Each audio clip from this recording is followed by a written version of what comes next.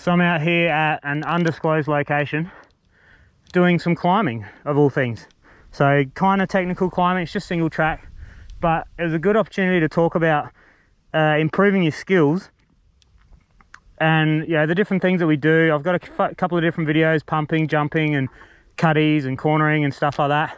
And one thing I haven't really addressed yet is technical climbing as a tool to get more efficient and more automatic at using your hips to manipulate your direction. So manipulate where the bike's pointing, manipulate where the bike's pointing, manipulate where your momentum's going, counter certain things that are going on the trail. And when you get used to that and you get more time of consciously moving your hips to negotiate stuff like this, it's going to start to make more sense, and it's going to start to translate when you're descending, and you're going to start using your hips more and being more conscious of using your hips, and eventually that'll become automatic. And you see some of the faster guys and some of the best guys, when they're riding their bike, they're dancing. It's hips, it's legs, it's everything, ankles, knees, all your joints, arms.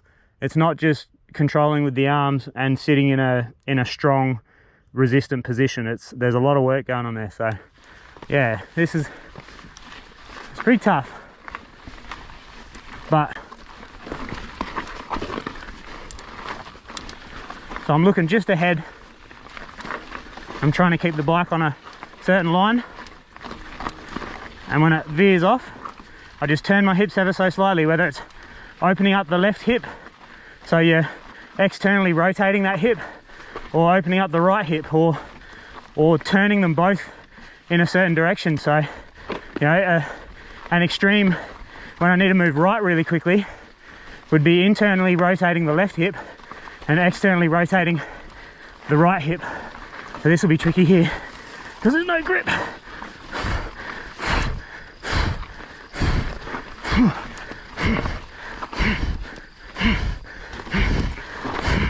Oh, so close, so close. So that was good. Being able to shift my hips constantly and counter what was going on, so I can keep my momentum going forward instead of getting stuck in spots, pays big dividends.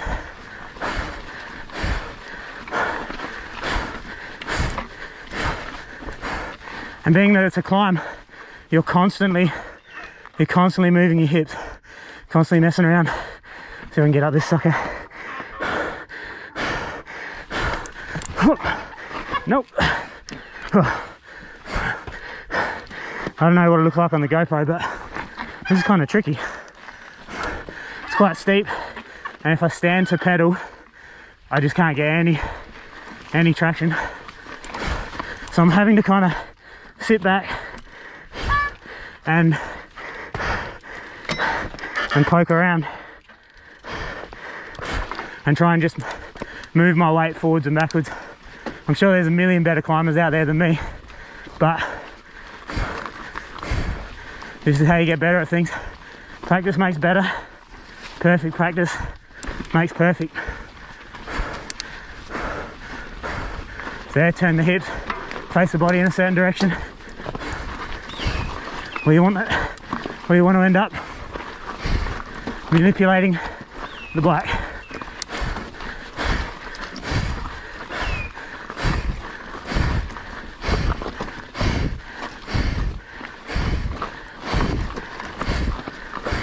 And stuff like this where you absolutely need short cranks. Whew. Because I'm pedaling in so many spots that I wouldn't be able to really freely pedal with anything longer without running too high a sag in the back to compensate, which ruins the downs or affects the downs. So it's super fatiguing climbing up hills like this, which is excellent because I'm wiring in that ability, to keep my hips moving.